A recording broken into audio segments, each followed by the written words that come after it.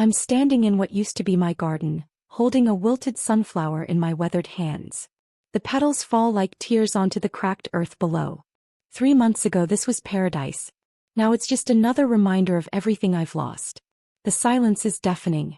Not the peaceful quiet I once treasured during my morning walks through the rows of tomatoes and roses, but the hollow emptiness of a house that echoes with memories instead of laughter. My husband's coffee mug still sits on the kitchen counter, untouched since that Tuesday morning when everything changed. I press the dead flower to my chest and feel my heart breaking all over again. The garden was our sanctuary, Robert's and mine. We built it together, planted it together, watched it bloom together for 43 years. Now the weeds are taking over and I don't have the strength to fight them anymore. The morning dew has turned to frost on the abandoned bean poles, and the gate hangs crooked on its hinges, creaking in the October wind like a funeral dirge. I can see Mrs. Henderson from next door peeking through her kitchen curtains, probably wondering why the crazy widow is standing in her dead garden at 7 in the morning, still wearing yesterday's clothes. Let her wonder. Let them all wonder. They don't understand that this patch of earth isn't just soil and plants. It's the graveyard of my dreams, the monument to a love story that was supposed to have a different ending. The neighbors probably think I've given up. Maybe I have. When you're 67 and the person who knew you best is gone, what's the point of beautiful things? What's the point of nurturing life when death can steal everything in a heartbeat? But standing here, surrounded by the ghosts of better days, something stirs in me. A whisper of the woman I used to be before grief moved in and made itself at home in my chest. Maybe it's the way the morning light hits the one surviving rosebush, or maybe it's just stubborn hope refusing to die. I don't know it yet, but this moment, this exact moment of standing in my broken garden with dirt under my fingernails and tears on my cheeks, this is where everything begins to change. If this story is already stirring something in your heart, I'd love to know, what time is it where you are right now and which city or state are you watching from? Drop it in the comments. Let's see how far this story is reaching. My name is Margaret Ellen Hartwell and I've lived in this house for 45 years. The lines on my hands tell the story of decades spent kneading bread, changing diapers and yes, digging in the dirt. My knees creak when I stand and I need reading glasses to see the seed packets clearly now, but my heart still remembers what it felt like to be young and certain that love would last forever. These hands have touched thousands of seedlings, wiped countless tears from children's faces, and held my husband's hand through 4 decades of marriage. The wedding ring has worn a permanent groove in my finger, and the skin around it has grown soft and papery with age. But these hands still know how to coax life from soil, even when they shake with arthritis on cold mornings. I remember the 1980s like they were yesterday, big hair, shoulder pads, and the excitement of watching my children grow up in this very house. Sarah was born in '82, a colicky baby who only seemed to calm down when I carried her through the garden, pointing out the different flowers and vegetables. Little Michael came along 2 years later, a chubby-cheeked boy who ate dirt with the same enthusiasm other children reserved for candy. The garden started small then, just a modest vegetable patch behind the kitchen window where I could keep an eye on the kids while they played. Robert had tilled a rectangle of earth about the size of our current living room, and I'd planted it with the basics: tomatoes, lettuce, green beans, and a few marigolds for color. I was 28 then, still young enough to believe that love conquered all, that hard work guaranteed success, that bad things happened to other people. My brown hair was long and thick, usually pulled back in a ponytail while I worked, and I had the kind of energy that made me believe I could do anything. Robert used to joke that I could make anything grow. Green thumb, he'd say, kissing my forehead as I came in from weeding, my clothes dusty and my cheeks flushed with satisfaction. Back then I believed him. I believed in a lot of things that seem impossible now. I believed that gardens were simple. You planted seeds, watered them, and they grew. I had no idea how much they would teach me about patience, loss, and the courage to begin again. The early years of our marriage were like tending seedlings. Everything required gentle care, constant attention, and faith that what you were nurturing would eventually flourish. Robert worked at the bank, steady and reliable, while I stayed home with the children and expanded my little patch of earth 1 square foot at a time. Those were the days of cloth diapers hanging on the line beside rows of green beans, of Sarah toddling through the tomato plants while Michael napped in his stroller under the shade of our young maple tree. I'd work in the garden during nap time, stealing moments between bottles and bedtime stories to tend my growing paradise. The garden grew as our family did. What started as a few tomato plants became raised beds bursting with vegetables, herbs, and flowers. I learned to compost to save seeds and to rotate crops. Robert built trellises for the climbing beans and constructed raised beds from reclaimed lumber. Every spring brought new possibilities, new seeds to plant, new hopes to nurture. By the time Sarah started kindergarten, our backyard had transformed into something that looked like it belonged in a magazine. Roses climbed the fence, morning glories wrapped around the mailbox, and marigolds lined the walkway like tiny golden soldiers. The vegetable garden had expanded to include 3 large raised beds, an herb spiral, and a small greenhouse that Robert built from a kit for my 30th birthday. I thought I was just growing vegetables and flowers. I didn't realize I was growing myself, learning lessons about resilience and renewal that would sustain me through the darkest days of my life. Our friends would come for dinner parties where we'd serve vegetables from our own backyard. I'd spend hours in the kitchen, preparing meals that showcased our garden's bounty, fresh salads with herbs picked moments before serving, grilled vegetables still warm from the afternoon sun, and tomato sauce made from varieties we'd carefully selected for flavor rather than shelf life. The children would run through the sprinkler while the adults sat on the porch, wine glasses in hand, talking about everything and nothing. Those were the golden years, when life felt abundant and the future stretched ahead like an endless summer. Robert would grill corn on the cob while I arranged flowers from the cutting garden, and our friends would marvel at the beauty we'd created together.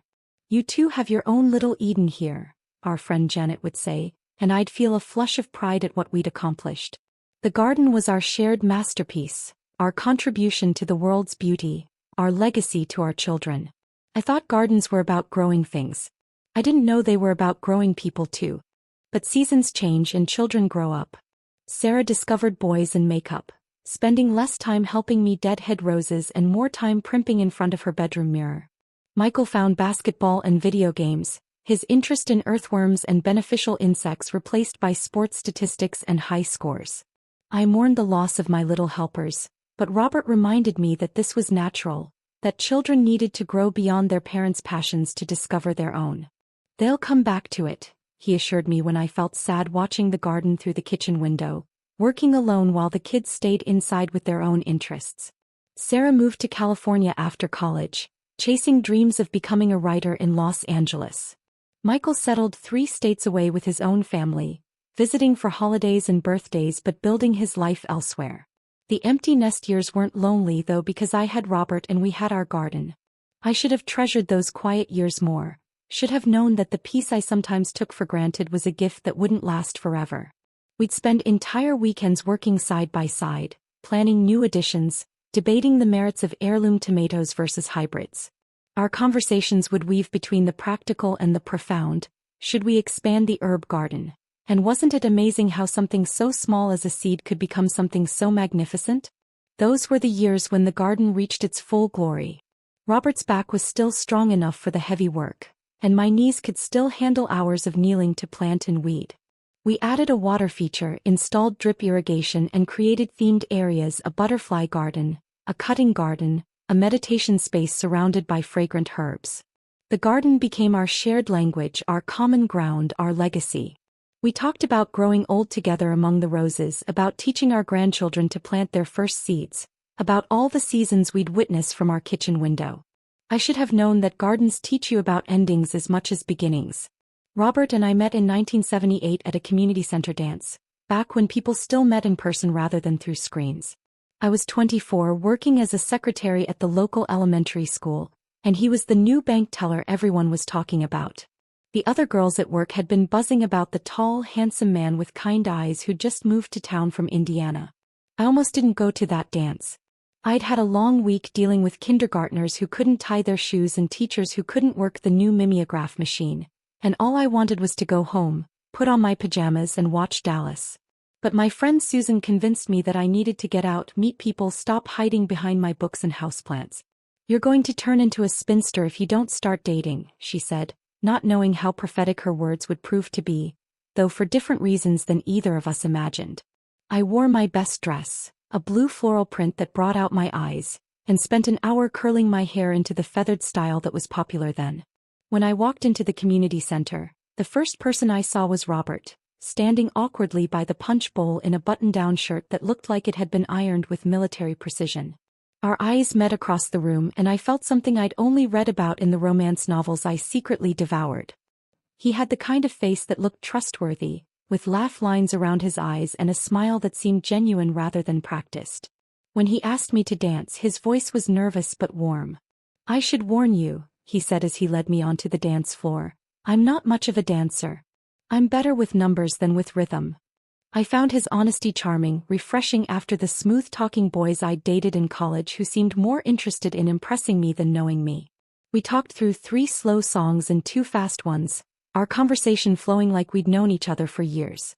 He told me about growing up on a farm outside Indianapolis, about learning to work with his hands from his father, about his dream of settling down somewhere and building something lasting. I told him about my love of growing things, about the little garden plot I rented at the community center, about my job at the school and my secret ambition to write children's books someday. He listened with the kind of attention that made me feel like everything I said mattered. Our first official date was to the Botanical Gardens downtown. He picked me up in his blue Chevrolet Malibu, wearing the same nervous smile I'd seen at the dance. We walked for hours talking about everything: our families, our dreams, our favorite books, our fears about the future. When we stopped at the Rose Garden, he told me he'd never paid much attention to flowers before, but seeing them through my eyes made them seem magical. "You light up when you talk about growing things," he said, and I felt my cheeks burn with the sweetness of being truly seen. That's when I knew I was falling in love, not just with Robert, but with the version of myself I became when I was with him. We were married 18 months later in a small ceremony at the Methodist church where I'd grown up. I wore my mother's wedding dress, altered to fit my smaller frame, and carried a bouquet of flowers I'd grown myself: white roses, baby's breath, and trailing ivy from my little apartment garden. For our honeymoon, we drove to Asheville and visited every garden we could find: the Biltmore Estate, the North Carolina Arboretum, and dozens of smaller hidden gems that locals recommended. I pressed flowers from each one in my journal, creating a bouquet of memories that I still have today, tucked away in my bedroom drawer like pressed prayers. Those flowers are brown and brittle now, but they still hold the essence of our beginning, the promise of all the gardens we would create together. The early years of marriage were a dance of learning each other's rhythms. Robert was methodical, patient, the kind of man who read instruction manuals cover to cover and measured twice before cutting once. I was impulsive, intuitive, the type who was planted by the phases of the moon and trusted my instincts over gardening guides. We rented a small house on Maple Street, a 2-bedroom craftsman with a tiny yard that had been neglected by the previous tenants. The grass was patchy, the flower beds were overrun with weeds, and the soil was so compacted that water ran off it like it was concrete. But I saw potential where others saw problems. "We can make this beautiful," I told Robert as we stood in the sad little backyard on moving day. "It just needs love and attention." I was talking about the garden, but I could have been talking about our marriage, our future, our dreams of building something lasting together. Our first garden was a disaster. I planted everything too close together, ignored the spacing recommendations on the seed packets, and mixed plants that shouldn't have been neighbors. The tomatoes overshadowed the lettuce, the beans climbed the corn before it was tall enough to support them, and the zucchini took over everything else with the aggressive enthusiasm of a conquering army. Robert gently suggested we might want to consult some books, maybe take a class at the extension office, and I bristled at the implied criticism. I'd been gardening since I was a child, helping my grandmother in her vegetable patch every summer. Who was this farm boy to tell me I needed to learn how to grow things? We had our first real fight over whether to pull up the overcrowded carrots or let them struggle it out. I wanted to thin them, he wanted to start over with proper spacing, and we both said things we didn't mean in the heat of frustration and wounded pride. That's when I learned that gardens, like marriages, require both passion and patience, both individual vision and collaborative compromise.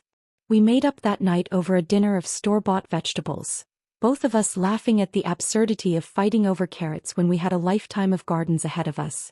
Robert apologized for questioning my methods, and I apologized for being too stubborn to admit I might have something to learn.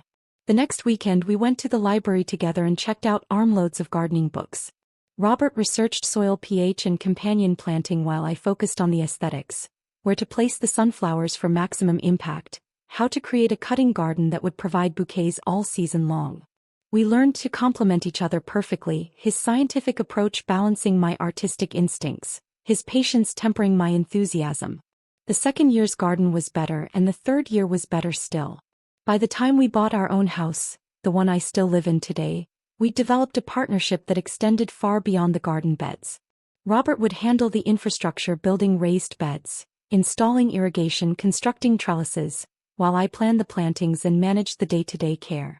When the children came, the garden became our sanctuary and our classroom. Sarah's first word wasn't mama or d, it was flower, said while pointing at the bright orange marigolds that lined our front walk. Michael learned to walk by pulling himself up on the tomato cages, and both children knew the difference between weeds and seedlings before they knew their ABCs. The garden taught them lessons I couldn't have planned, that growth takes time, that beautiful things require care, that life is a cycle of planting and harvesting, dying and beginning again.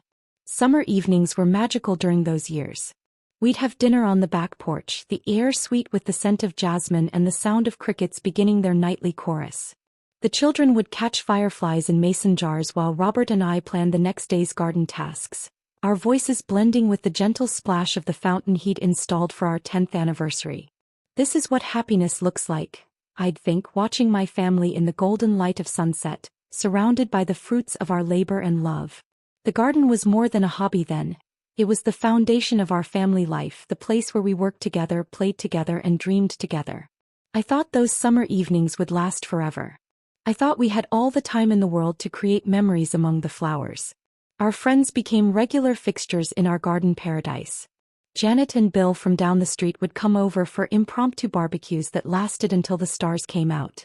The Hendersons from across the street would stop by during their evening walks, always leaving with armloads of vegetables we couldn't possibly eat ourselves. You two have created something special here, Janet would say, gesturing at the garden and by extension our life. It's like stepping into a fairy tale. But fairy tales, I would learn, don't always have happy endings. The teenage years brought different challenges. Sarah became interested in boys and shopping, spending less time helping me deadhead roses and more time locked in her room, talking on the phone for hours about things that seemed monumentally important to her 15-year-old heart. Michael discovered basketball and video games, his collection of interesting rocks and pressed leaves forgotten in favor of sports cards and high scores. He'd help with the heavy lifting when Robert asked, but his heart wasn't in it anymore. They'll come back to it, Robert assured me when I mourned the loss of our little helpers. The garden will always be here when they're ready. He was right partly. During college breaks and holiday visits, both kids would find themselves drawn back to the familiar rhythms of planting and harvesting, the peaceful routine of working with their hands in the earth that had shaped their childhood. Sarah would sit on the porch steps during her winter breaks from college, snapping green beans while telling us about her classes, her boyfriends, her dreams of writing the great American novel. Michael would help Robert build new raised beds during his summer visits, the two of them working in comfortable silence punctuated by questions about life, love, and the future. The garden held our family together even when physical distance threatened to pull us apart. Every phone call included updates on what was blooming, what we were harvesting, what we were planning for next season. When Sarah called from her dorm room, crying about a boy who'd broken her heart, I'd tell her about the volunteer tomatoes that had sprouted in unexpected places, about the resilience of plants that found ways to thrive even in difficult conditions. I was talking about tomatoes, but I was really talking about hearts, about the amazing ability of living things to recover from trauma and bloom again. When Sarah got married at 26, we grew her wedding flowers ourselves, white roses from the climbing variety that covered our arbor, baby's breath from the cutting garden, and delphinium in her favorite shade of blue. I spent weeks nurturing those flowers, protecting them from storms and pests, timing their blooming to coincide with her June wedding. The morning of the ceremony, I cut the flowers at dawn while the dew was still on the petals, arranging them with hands that shook from emotion rather than age. As I handed Sarah her bouquet, made from flowers that Robert and I had planted, tended, and harvested with love, I felt the deep satisfaction of giving her something that came from our hearts as well as our garden. Those flowers were more than decoration. They were a symbol of the love that had created our family, the roots that would always connect her to home no matter how far she traveled. As we entered our 60s, the garden became more than a hobby. It became our mission. We started a small CSA, sharing our abundance with 12 neighbor families who paid a seasonal fee for weekly boxes of whatever we were harvesting. It wasn't about the money, the fees barely covered our costs, but about the joy of feeding people with food we'd grown with our own hands. We taught gardening classes at the community center, passing on the knowledge we'd accumulated over decades of trial and error. Robert would demonstrate proper pruning techniques while I talked about companion planting and natural pest control. Our students ranged from young couples wanting to grow their own food to retirees looking for a new hobby. Sharing our knowledge felt like planting seeds of a different kind, nurturing other people's love of growing things, helping them create their own gardens and memories. Robert's retirement at 62 gave us even more time to perfect our paradise. We added a greenhouse that allowed us to start plants earlier and extend the growing season. Planning for the future. Making sure his affairs were in order while he still could. How long? I asked, my voice barely a whisper. It varies, the doctor said gently. Could be months, could be years. Every case is different. I wanted to scream that Robert wasn't a case. He was my husband, my partner, my best friend. He was the man who taught me that gardens are about hope, and now hope was the one thing I couldn't grow. The drive home was silent except for the sound of Robert humming tunelessly to himself, a habit that had started recently and that I found both heartbreaking and slightly annoying. When we pulled into our driveway, he looked at the garden with the wonder of seeing it for the first time. Pretty flowers, he said, and my heart shattered. This garden that we'd spent 40 years creating together had become foreign to him in a matter of months. I helped him out of the car and guided him to his favorite spot on the porch, where he could see the roses in full bloom. They were spectacular that year, the climbing roses covering the arbor in cascades of pink and white, the hybrid teas standing tall and proud in their neat rows. Did we plant these? He asked, and I had to bite my lip to keep from crying. Yes, I said. We planted them together. You built the arbor for the climbing ones, remember? He studied the structure he'd constructed with his own hands, the careful joinery and solid posts that had supported those roses for 15 years. I could see him trying to remember, trying to find some trace of the man who had measured and cut and assembled that arbor with such care. But the memory was gone, lost in the tangled pathways of his changing brain. Summer became a dance of maintaining normalcy while watching everything I'd built crumble. Robert's good days were treasures I hoarded, times when he'd remember to water the hanging baskets or correctly identify the different varieties of tomatoes. I'd follow him around the garden on those days, treasuring every moment of lucidity like a miser counting coins. His bad days were storms I weathered alone, pretending not to notice when he forgot my name or wandered into the garden at midnight, confused and frightened, looking for something he couldn't name. I started locking the doors at night, not to keep intruders out but to keep my husband in. I hired a part-time caregiver, a kind woman named Rosa who spoke to Robert with infinite patience and helped me understand the stages of his decline. She'd worked with dementia patients for 20 years, and she taught me how to live in his world instead of trying to pull him back into mine. Don't correct him, she advised. If he thinks it's 1985 and he's going to work at the bank, just go with it. Fighting the confusion only makes it worse. But it was so hard to pretend that everything was normal when the man I'd loved for 43 years was disappearing a little more each day. Even with help, the weight of watching him disappear was crushing. I'd wake up exhausted despite sleeping poorly, spend my days caring for a man who increasingly didn't recognize me, and fall into bed each night wondering how much more I could take. The garden that summer was abundant beyond belief, as if the earth itself was trying to compensate for my loss. Tomatoes hung heavy on the vine, peppers grew larger than I'd ever seen, and the flower beds exploded with color that seemed almost aggressive in its beauty. It felt cruel, this abundance in the midst of my loss. How dare the world be so beautiful when my heart was breaking? Neighbors stopped by regularly, drawn by the spectacular display, and I'd accept their compliments with a smile that felt like a mask. You've outdone yourself this year, they'd say, not knowing that I was gardening with the desperation of someone trying to hold on to something that was slipping away. Robert must be so proud, Bill said during one of his visits, helping himself to cherry tomatoes while Robert sat in his wheelchair nearby, staring at the roses with vacant eyes. I wanted to tell him that Robert couldn't remember planting those tomatoes, couldn't recall the careful selection process that had led us to choose that particular variety. But I just smiled and nodded, protecting Robert's dignity even as I mourned the loss of the man he'd been. August brought the first serious incident. I woke one morning to find Robert missing from his bed, the sheets still warm but his side of the mattress empty. I searched the house, calling his name, my voice growing more frantic with each room. The silence that answered me was the most terrifying sound I'd ever heard. I found him in the garden at dawn, standing in the middle of the tomato patch in his pajamas, tears streaming down his face.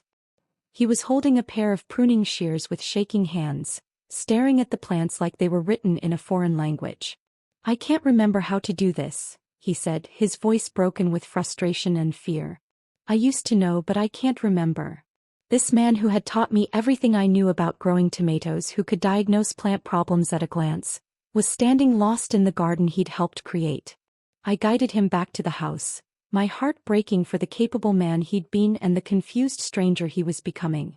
His pajamas were soaked with dew and his feet were bare and muddy. I helped him shower and dress, all the while reassuring him that everything was okay, that I would take care of the garden. But I wasn't sure I could take care of anything anymore. Rosa increased her hours after that, and I installed locks on the doors that required a key from both sides. The freedom we'd always taken for granted, the ability to step outside whenever we wanted, to work in the garden on impulse, was gone, replaced by the constant vigilance required to keep Robert safe. I was becoming a prisoner in my own home, trapped between my need to care for him and my desperate desire to escape the pain of watching him fade. September brought the harvest, but for the first time in decades, I couldn't find joy in the abundance.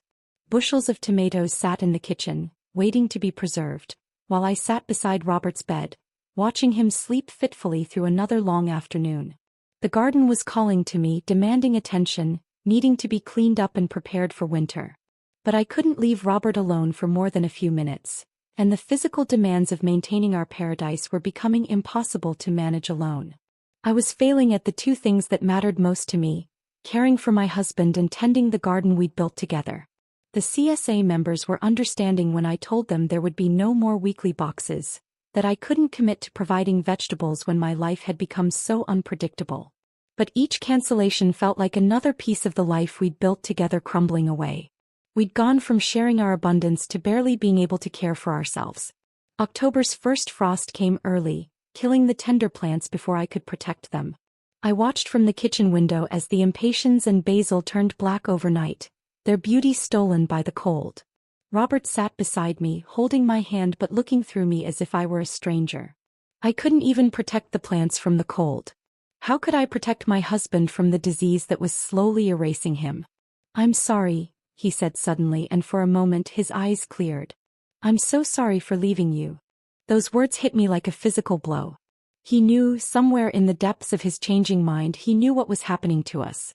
That was the last time he truly saw me. The last time he was my Robert instead of just someone who looked like him. By November he was sleeping 18 hours a day, eating only when I coaxed him, and speaking in fragments that made no sense.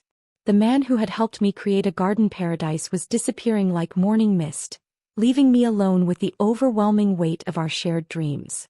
I was learning that there are worse things than death. There's watching someone you love die slowly, piece by piece, while their body keeps breathing. The winter was the longest of my life.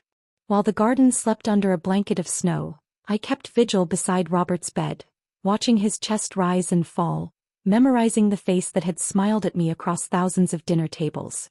I thought the hardest part of gardening was learning when to let go of dying plants. I was wrong. The hardest part was learning to let go of the gardener. The call came on a Tuesday morning in February, while I was sitting in the greenhouse, starting seeds for what would be my first garden without Robert. The space was warm and humid, filled with the earthy smell of potting soil and the green promise of new life. I'd been mechanically filling seed trays, my hands moving from muscle memory while my mind wandered through memories of better times. I was planting tomatoes, Cherokee purples, the heirloom variety that had been Robert's favorite for 20 years. My hands shook as I dropped the tiny seeds into their cells, wondering if I'd have the heart to tend them through to harvest. "Mrs. Hartwell?" Rosa's voice came from the house, carrying across the 40 feet between the greenhouse and the back door. There was something in her tone, gentle but urgent, that made my stomach clench with dread. I set down the seed packet and walked quickly toward the house, my gardening clogs slipping slightly on the frost-covered path. The morning air was sharp and clean, the kind of February day that promised spring was still weeks away. "Mrs. Hartwell?" Rosa called again, and this time I could hear the tears in her voice. You need to come inside. Now. I knew before I reached the door. I'd been expecting this call for months, dreading it and somehow hoping for it at the same time. I found Robert in our bedroom, the room where we'd slept together for 43 years, where we'd planned countless garden seasons and dreamed of growing old together. He looked smaller and more fragile than I'd ever seen him, his face peaceful but unnaturally still. Rosa stood beside the bed, her hand on his forehead, checking for something we both knew she wouldn't find. She looked up when I entered, her dark eyes bright with unshed tears. It was very peaceful, she said softly. He just stopped breathing. I was reading to him and he just went to sleep. Sleep. Such a gentle word for something so final. I moved to the bed like I was walking through deep water, everything slow and dreamlike. Robert's face was calm, free of the confusion and fear that had marked his final months. His hands were folded on his chest and someone, Rosa probably, had combed his hair the way he'd always worn it. He looked like my Robert again, the man I'd married instead of the stranger he'd become. Is it time? I whispered, though I already knew the answer. Rosa nodded, her professional composure cracking just enough to let her humanity show through. She'd grown to love Robert during the months she'd cared for him, and had seen glimpses of the man he'd been in his moments of clarity. Even in his confusion, Robert had retained the kindness that had first drawn me to him across that crowded dance floor so many years ago. I climbed into bed beside him, the way we'd done thousands of times before, and held him close. His body was so thin now, all sharp angles and bird bones, but he still smelled like the man I'd married 43 years ago, a mixture of soap and something indefinably him that no disease could take away. This was how we'd held each other through 4 decades of marriage, through joy and sorrow, through the everyday moments and the extraordinary ones. It's okay, I whispered into his hair. It's okay to go. I'll take care of the garden.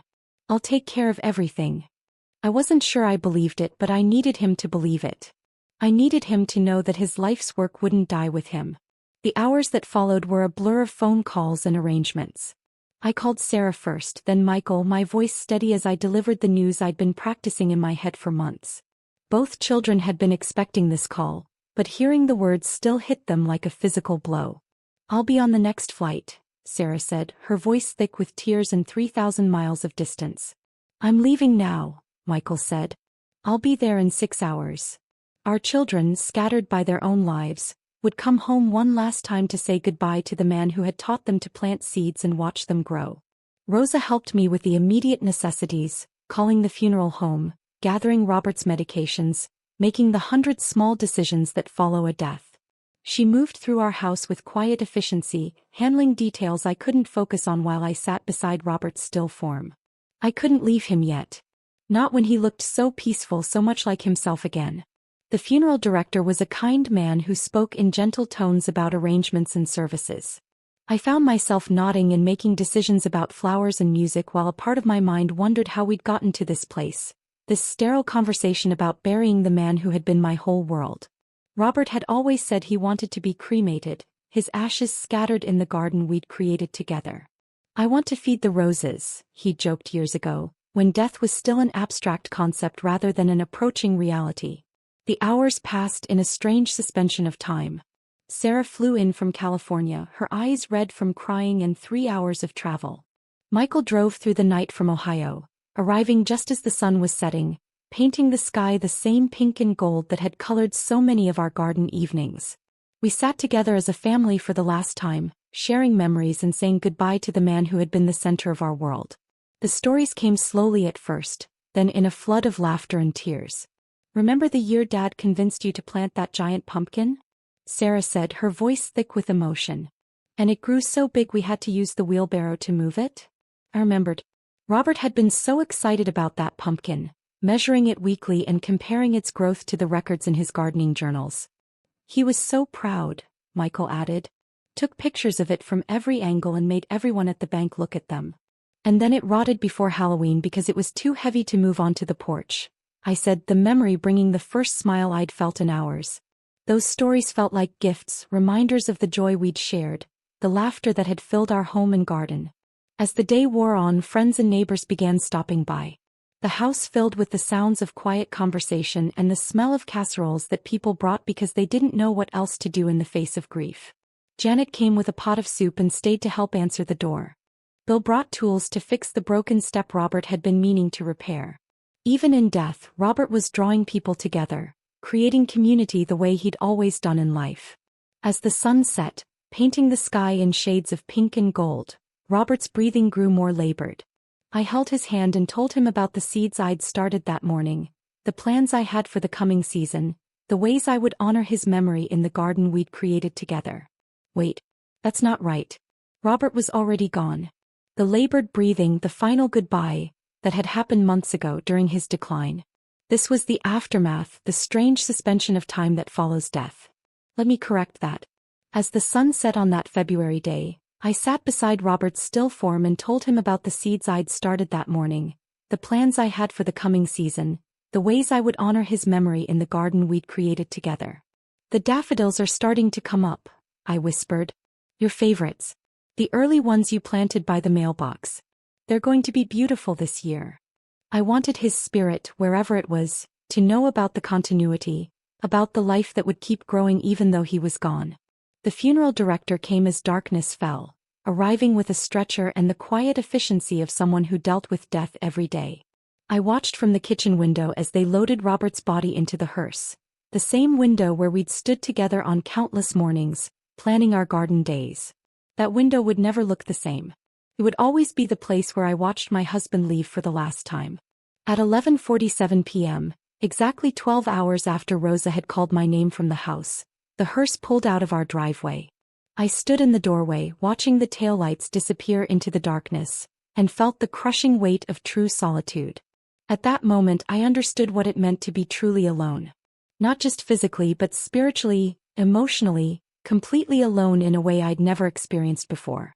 The silence that followed was deafening, broken only by the distant hum of the refrigerator and the soft sound of Sarah crying in the guest room. Michael had gone to his old bedroom, the room that still held his high school trophies and the plant press he'd used to collect specimens for his science projects. Our children were processing their own grief, mourning their father and the grandfather they'd hoped their children would know. I walked through the house Robert and I had shared for 45 years, touching familiar objects that suddenly felt foreign. His coffee mug sat in the dish drainer, washed but never to be used again. His reading glasses lay folded on the kitchen table beside a seed catalog he'd never finished looking through. Every object was a memorial, a reminder of the life we'd lived together and the future we'd never share. The days that followed were a blur of funeral arrangements, visitors and casseroles that I couldn't taste. The church was packed with people whose lives Robert had touched, colleagues from the bank where he'd worked for 30 years, students from our gardening classes, neighbors whose gardens he'd advised, friends whose friendship he'd treasured. I sat in the front pew, accepting condolences and trying to process the reality that the man who had shared my life for 4 decades was gone. People kept saying he was in a better place, that he was at peace, that his suffering was over. I nodded and thanked them, but what I wanted to scream was that I didn't care about his peace if it meant living without him. Everyone meant well, but their words felt like stones thrown into the deep well of my grief. The service was beautiful, filled with hymns Robert had loved and readings from scripture that spoke of eternal life and reunion in heaven. Our pastor, who had known Robert for 20 years, spoke eloquently about his kindness, his devotion to family, his love of growing things. But no words could capture the essence of the man who had shared my morning coffee for 43 years, who had taught me that gardens are about hope. After the funeral, after the guests had gone home and the last dish had been washed, I stood in my kitchen, looking out at the garden through the window where Robert and I had spent countless mornings planning our day. The raised beds were covered with mulch, the trees bare and stark against the gray February sky. This was my inheritance, a garden too big for one person, too full of memories to abandon, too beautiful to let die. I walked outside in my funeral dress and good shoes, not caring that the ground was muddy and cold. I stood in the center of what had been our paradise and felt the weight of 43 years of shared dreams crushing down on me. How do you tend a garden when the person who helped you plant it is gone? How do you find joy in growing things when the person who shared that joy is nothing but memory? The greenhouse beckoned, warm and bright against the February gloom. Inside, the seeds I'd planted that morning were already beginning to show the first green tips of new life. I picked up a flat of tomato seedlings, their leaves bright green and full of promise. These weren't just plants. They were Robert's legacy, the continuation of a dream we'd shared, the bridge between who we'd been together and who I was becoming without him. Standing there among the seedlings, I felt something shift inside me. Not healing, it was too soon for that, but recognition. Recognition that life was going to continue, that the seasons would change, that the garden would call to me whether I was ready or not. That's when I knew. The garden wasn't just going to survive Robert's death. It was going to become my resurrection. The first year without Robert was the hardest of my life. Every morning brought the fresh shock of waking up alone, of remembering all over again that the other side of the bed would stay cold, that there would be no one to share my coffee and morning plans with. The garden called to me through that first spring, demanding attention whether I was ready to give it or not. Seeds don't wait for grief to pass before they need planting. Weeds don't pause their growth out of respect for the widow's sorrow. I planted that spring with shaking hands and a heavy heart, but I planted. The tomatoes Robert had loved went into the ground right on schedule, Cherokee purples, brandywines, and the San Marzanos we'd used for sauce every summer. I talked to them as I worked, telling them about their varieties, their care requirements, their father who had loved them first. Yes, their father. That's how I thought of Robert in relation to our plants, as the father of our garden family. The roses that had climbed our fence for decades needed pruning, and I found myself asking Robert's advice out loud as I worked. Should I take this cane back to the third bud? I'd ask the empty air, then listen for an answer that never came. But sometimes, in the way the light fell through the leaves or the way a particular rose caught my eye, I felt his presence. Not supernatural, not ghostly, but the deep knowledge that his love for this place lived on in every plant he'd chosen, every path he'd planned. The physical work was harder than I'd expected. Tasks that had been easy when shared between two people became overwhelming for one aging woman. Building new trellises required more strength than my 70-year-old arms could provide. Moving heavy bags of mulch left me exhausted for days. I had to swallow my pride and ask for help, something Robert and I had rarely needed to do in our younger years. Michael hired a local teenager to help with the heavy lifting. Janet's grandson came by weekly to mow the grass. Neighbors I barely knew stopped by with offers to help weed or harvest. I was learning that accepting help wasn't a sign of weakness but a recognition that gardens, like life, are meant to be community efforts.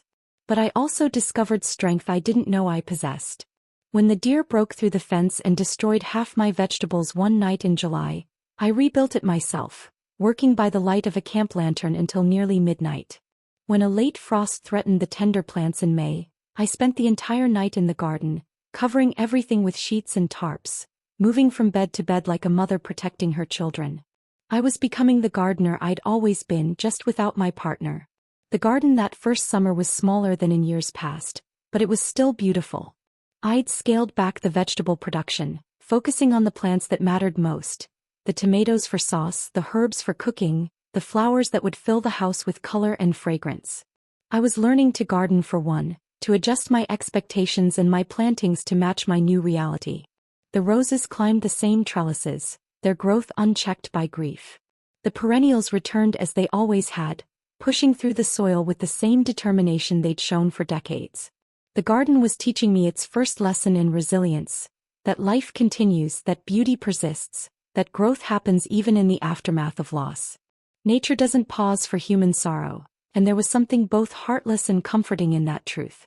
Neighbors and friends started stopping by regularly, drawn by the beauty and perhaps by concern for the widow who spent her days talking to plants and working in the dirt. At first, I resented the intrusion, wanting to grieve in private, to work through my sorrow without an audience. But gradually I began to appreciate the company. Janet would arrive with coffee and pastries on Saturday mornings, ready to help with whatever needed doing. She'd never been much of a gardener, but she was willing to learn, and teaching her gave me purpose beyond my own healing. I was learning that gardens are meant to be shared, that beauty multiplies when it's witnessed by others. "You're different now," Janet said one morning as we worked side by side, weeding the herb garden.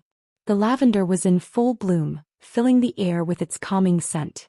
Sadder but stronger somehow. I considered her words as I pulled chickweed from around the oregano plants. Was I stronger? I felt fragile most days, like a plant that had been bent nearly to breaking by a fierce storm. But plants that survive storms often develop deeper root systems, more flexible stems. Maybe I was developing that kind of strength. I don't feel strong, I admitted. I feel like I'm barely holding on most days. But you are holding on, she pointed out. And look at this place. It's as beautiful as it's ever been. He was right. The garden was thriving under my solo care, not because I was a better gardener alone but because I was pouring all my love and grief and determination into nurturing it. The second year brought new challenges and unexpected joys. I started a gardening club for widows, women who, like me, were learning to tend their gardens and their hearts alone. We met monthly in my greenhouse, sharing tips and stories, supporting each other through the difficult seasons of loss. I discovered that I wasn't the only one who had lost a gardening partner. We were a community of women learning to bloom again after the worst frost of our lives. Eleanor had lost her husband the previous spring and was struggling with a vegetable garden that had always been his domain. I don't even know when to plant the beans, she confessed during our first meeting, her voice shaking with frustration and grief. Marie's husband had been the one who dealt with pests and diseases, leaving her feeling helpless when her roses developed black spots. He just seemed to know what to do, she said. I feel like I'm killing everything he loves. We were all grieving the loss of our partners, but we were also mourning the loss of their knowledge, their particular ways of caring for the plants and spaces we'd shared. Together we learned to fill those gaps. I taught Eleanor about succession planting and soil temperature. Marie and I researched organic fungicides and proper rose care. We shared resources, traded plants, and slowly built confidence in our abilities to garden alone. What had started as a grief support group became something more, a community of women claiming their power as gardeners in their own right. I also began keeping a garden journal, documenting not just what I planted and when but how I felt, what I remembered, what I hoped for. The pages became a conversation with Robert, a way to include him in the daily decisions and seasonal rhythms that had once been our shared responsibility. Started the tomato seeds today, I wrote in March of the second year.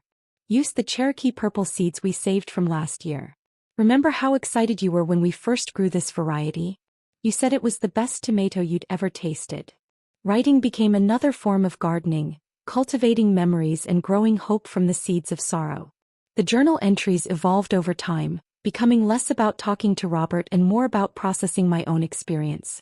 I wrote about the satisfaction of successfully growing plants I'd never attempted before, about the grief that still hit me at unexpected moments, about the slow recognition that I was building a new life from the foundation of the old one. The garden is changing, I wrote in June of the second year. Not just because you're not here to tend it but because I'm tending it differently. I'm discovering my own preferences, my own methods. It's still our garden but it's becoming mine too. The third year was when I knew I was going to be okay. Not the same as before, I would never be the same, but okay in a new way. The grief had settled into something more manageable, a constant companion rather than an overwhelming presence. Growth doesn't always mean getting bigger, I learned. Sometimes it means getting deeper, stronger, more resilient. I added a memorial section to the garden that year, a quiet corner with a bench surrounded by Robert's favorite plants. The Cherokee purple tomatoes grew in raised beds nearby, alongside the David Austin roses he'd loved and the herbs he'd used in his cooking. The memorial wasn't about death. It was about life, about love that continues to grow even after the gardener is gone. I planted a flowering crabapple tree in the center of the memorial garden, choosing a variety that would bloom in May on Robert's birthday. A small plaque at its base read simply, "In memory of Robert James Hartwell, who taught me that gardens are about hope." That tree would outlive me, I knew. Someday, long after I was gone, it would still bloom each spring, a living reminder of the love that had created this place. The memorial garden became a place where I could sit and feel close to Robert, where visitors could understand the love that had created this beauty. Sarah and Michael brought their children there during visits, telling them stories about their grandfather and the garden he'd loved.